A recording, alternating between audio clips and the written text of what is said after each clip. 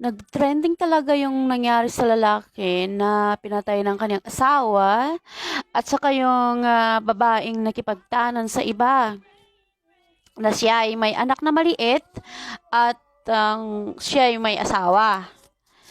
So, ayoko mag-judge, guys. Ayoko. Pero ang masabi ko lang, hindi naman gagawin ng isang babae yon kung walang pagkukulang yung asawa niya. Kung matino siyang asawa, kung marunong siya mag-alaga ng asawa, hindi talaga gagawa ng kung ano-ano yung babae kung ah, matino siyang asawa. Then, ang masasabi ko lang, pareho silang mali. Siguro, mali yung babae kasi ginawa niya yung haram. Oo, gumawa siya ng mali at saka siguro naman yung lalaki, may mali rin siya, siguro may kulang siya sa babae. So, ganon. Nangyari yun. Diba?